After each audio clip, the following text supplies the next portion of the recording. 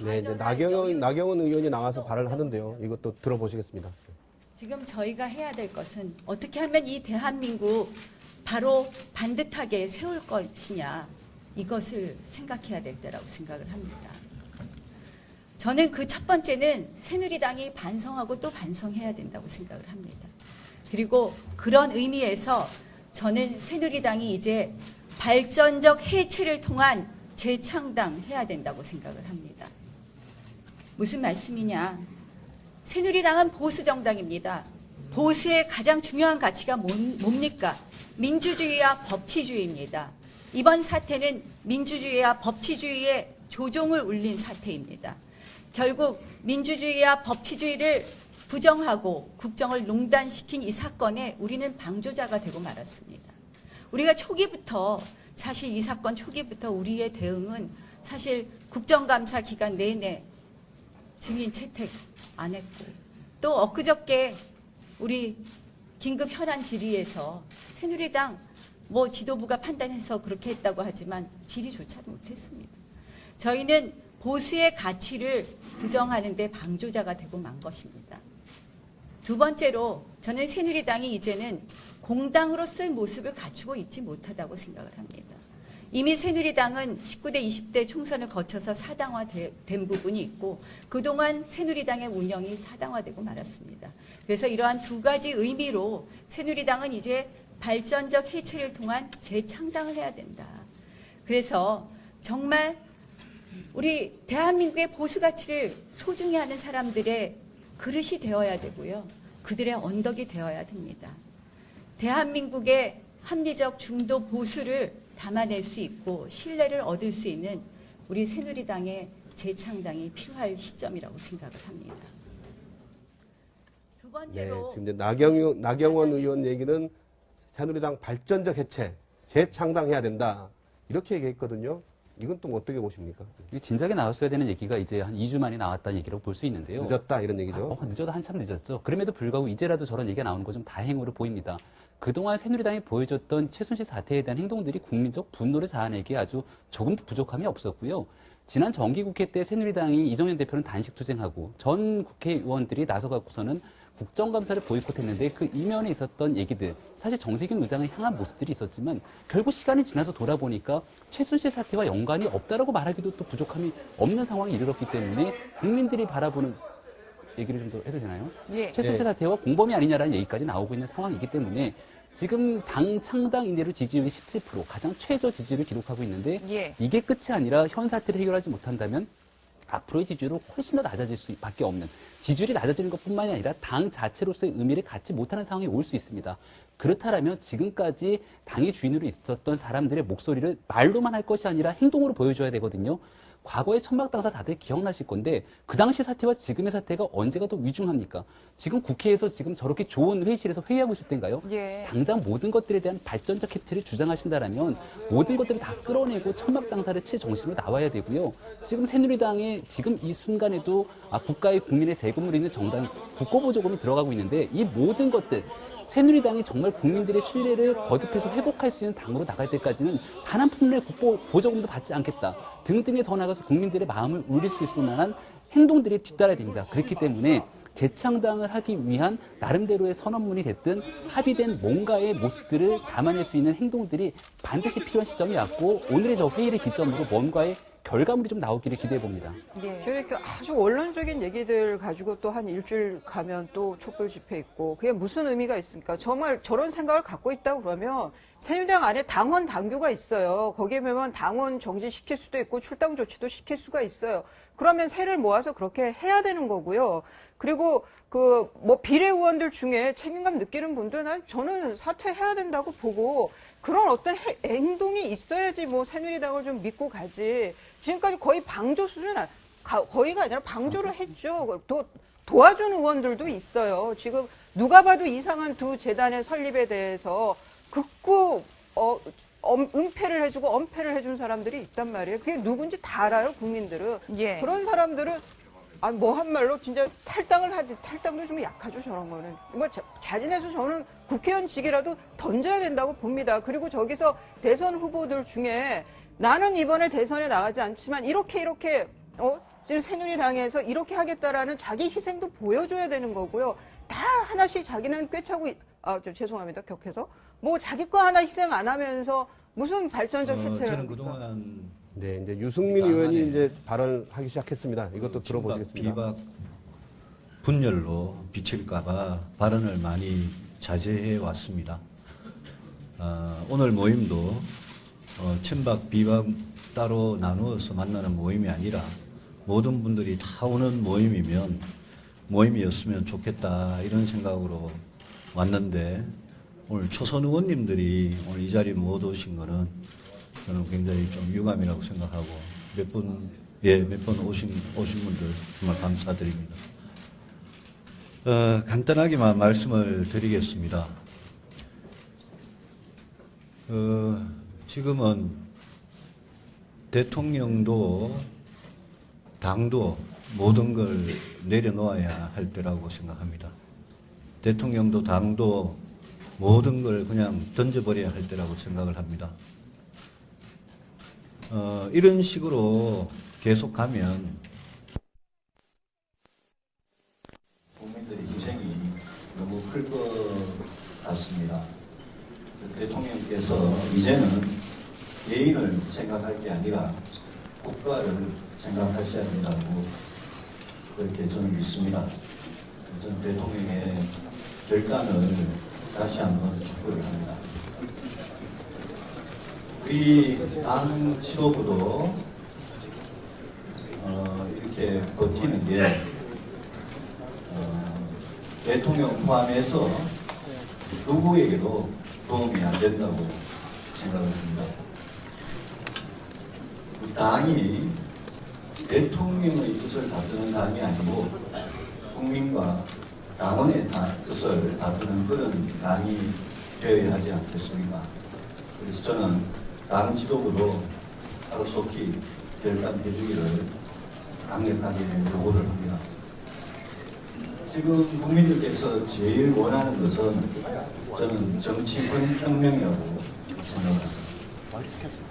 이 자리에 계신 분들, 저를 포함해서 우리가 그런 정치혁명을 할 자격이 있느냐, 자격은 많이 듭니다만 꼭 해내야 된다고 생각합니다. 저는 이 자리에 계신 위원장님들 중에 정말 뜻을 같이 하시는 분들은 이제부터는 국민들께서 제일 원하는 게 제발 우리 대한민국이 제대로 된 민주공화국이 될 수 있도록 바로 세워달라 이런 정치혁명을 원하는 거라고 생각을 하고 저 자신 오랫동안 그런 민주공화국을 만드는 그런 신념을 가져왔습니다만 이 자리에 계신 동지 여러분들께서 꼭 뜻을 합쳐서 그런 정치혁명의 길로 같이 나아가는 그런 출발이 됐으면 좋겠습니다. 꼭 좀 부탁드립니다. 고맙습니다. 이제 요약하면 대통령이 결단해라. 모든 걸 내버려야 된다. 던져야 된다. 대통령도 당도 모든 걸 다 버려야 된다. 던져야 된다. 개인 생각을 할 게 아니고 국가를 생각해야 된다. 대통령이 결단을 다시 한번 내릴 것을 다시 한번 촉구한다. 이렇게 얘기했거든요. 그러니까 명시적으로 뭐 하야나 퇴진 이런 표현을 쓰진 않았지만 대통령이 이제는 중대결단을 해야 된다라는 뜻을 명확하게 한 것으로 보입니다. 네, 아주 예전의 비박의 모습과 좀 다른 모습인데요. 제가 유승민 의원이라고 하는 제가 볼 때는 대권주자로서 중요하게 꼽히는 그 의원이 대통령의 사실상의 사퇴를 촉구하는 곳으로 와서 오늘 비박의 그 중심적인 인물들은 대통령 퇴진을 오늘 저 자리에서 공유하지 않겠냐는 생각이 들고요. 다만 한 가지 아쉬운 점은 지도부의 사퇴와 대통령의 퇴진을 이야기하는데 그동안 이건 계속 해왔던 얘기들 아니겠습니까? 오늘을 기점으로 공식화했다는 것인데 대통령의 결단을 촉구한다는 게 아니라 명확하게 요구를 좀 내걸고 만약에 지도부와 대통령이 그 뜻을 받아들이지 않을 경우에 비박이라던가 책임 있는 대권주자들은 무엇을 할 것인가에 대한 이야기를 이제 국민들에게 정치적 계획과 플랜을 밝혀야 될 때가 아닌가라는 생각이 듭니다. 예. 김문수 전 경기도지사 얘기하고 있는데요. 이것도 들어보시겠습니다. 다들 많이 이야기를 하시는 것처럼 비리와 고통과 불안은 도저히 이 상태에 대통령직을 유지하기 어렵다는 데 대해서는 대부분 국민이 동의하고 있다고 봅니다. 그러나 문제는 우리 대통령이 관뒀을 때 과연 이 나라 국방 안보는 어떻게 되겠느냐. 이 국가 안보가 과연 유지가 되느냐. 두 번째, 경제는 또 그 혼란을 어떻게 헤쳐나갈 수 있느냐. 이 두 가지 아닙니다. 경제와 안보 두 가지 점에서 저는 새누리당이 그래도 마지막 국민의 희망이 되어야 된다. 새누리당의 돌릴 근거는 바로 이 경제와 안보는 두 가지 대한민국의 기본 때문에 우리 당이 사라질 수 없다.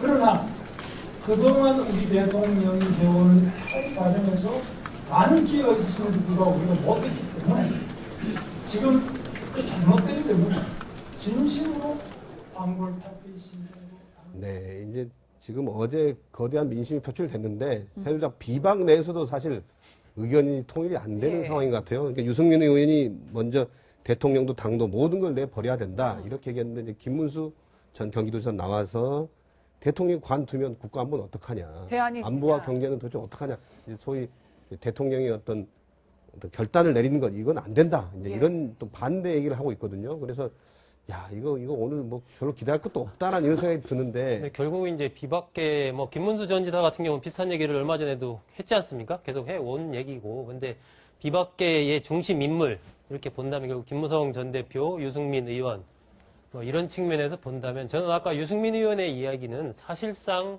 유승민 의원으로서 상당한 결심을 갖고 한 얘기다. 저 얘기는. 예. 그러니까 단순히 대통령에 대해서만 이야기한 게 아니고 본인의 거취까지도 길게 보고 여러 가지 결심 속에서 저는 하지 않았을까 그런 생각이 좀 들고요. 그러니까 지금 비박계의 태도가 저는 굉장히 정치 집단 중에서 중요하다고 봅니다. 어차피 친박계는 정해져 있습니다. 입장이 어느 정도.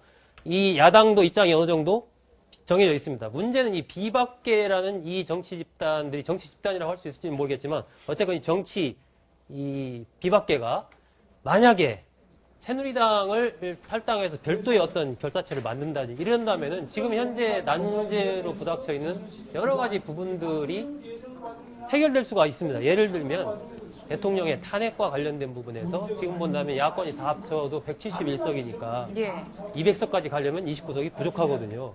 그러면 아까 같은 유승민 의원의 저런 얘기나 김무성 전 대표도 얼마 전에 비슷한 얘기를 했지 않습니까? 이런 부분들이 만약에 현실화가 안 됐을 때 그럼 비박계는 어떻게 할 것이냐. 여기에서 우리는 도저히 이 새로운 어떤 보수의 그런 정치 결사체를 만들겠다 하고 해서 나온다면 여러 가지 지금 이른바 그러한 이 절차를 헌법적인 절차를 밟을 수 있는 기본 요건을 갖출 수 있기 때문에 굉장히 많은 변화들이 일어날 수가 있는 것이죠. 그렇기 때문에 비박계가 어떤 말로 여러 가지 비판하고 하는 것도 지금 중요하지만 이제 구체적으로 비박계로서 선택을 좀 해야 되는 순간이 사실상 친박계가 뒤로 완전히 물러나지 않는다면 그 순간을 지금 맞고 있는 것입니다. 예, 김 교수님, 근데 비박계가 이제 선택을 할 시점이다라고 말씀을 하셨는데, 오늘 오전에 정진석 원내대표가 SNS에 굉장히 의미심장한 글을 남겼어요. 제가 좀 읽어보면, 고장난 비행기의 엔진을 그대로 둔 채 조종사만 바꿔 비행기를 그냥 띄울지도 논의하겠습니다. 전 굉장히 의미심장한데요. 100% 공감하는 얘기고요. 지금까지 친박 지도부 사퇴라는 얘기를 했는데요. 지도부 사퇴하고 새로운 지도부가 간다라면 이미 비행기가 고장났는데 조종사만 바뀐다고 비행기가 뜰 수 있겠습니까?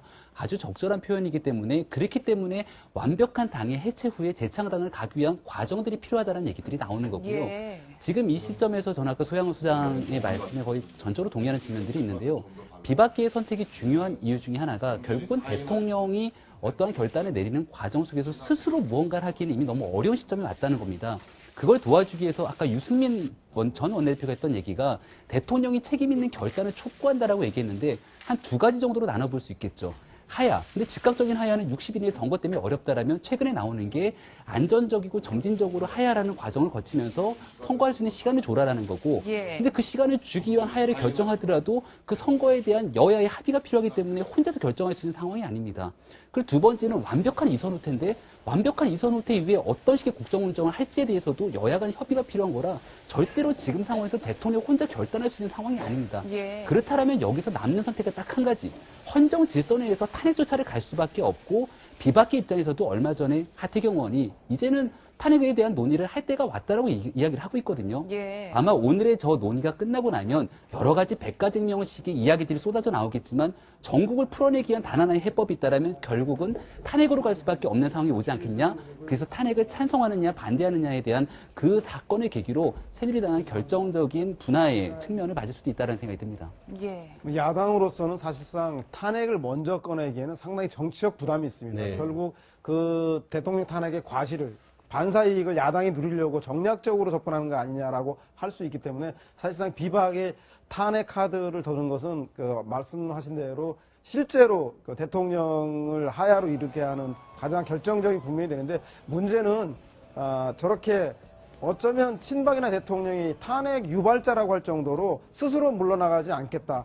검찰의 조사 결과에 사법적인 문제가 있다면 법적인 문제가 있다면 책임을 지겠다고 버틸 경우에 과연 비박과 그 야당이 탄핵을 했을 경우에 그 탄핵에 대해서 국민들의 여론이 어떻게 돌아설 건지 또 시간 끌기용으로 해서 보수층을 결집하게 한 거로 사용하지 않을지 그렇다면 한층 더 전국은 경랑 속에 빠져들기 때문에 탄핵이라고 하는 절차는 최후 마지막으로 남겨두고 먼저 대통령의 정치적 결단 모든 것이 사법적인 결정이나 법적인 절차만 따른다면 우리가 정치를 왜 하고 대통령을 왜 뽑겠습니까? 그래서 대통령이 나라의 리더로서 국면이 이 정도 되는 것에 대한 정치적 선택을 기다려보고 그 시간은 길지 않을 것 같고 다음 주 토요일까지의 4차 촛불 시위까지 대통령에게 시간을 주고 그래도 대통령이 결단하지 못한다면 그 다음 순으로 아마도 비박과 야당이 함께 힘을 모아서 탄핵 절차에 돌입할 수밖에 없는 것이 국민들에게 좀 신뢰받을 수 있는 정치 일정을 제시하는 게 되지 않겠나 그렇게 조심스럽게 예측해 볼 수 있겠습니다. 사실 이제 19일 이번 주 이제 토요일 그다음에 또 26일 계속 예고가 돼 있거든요. 네. 사실 어떻게든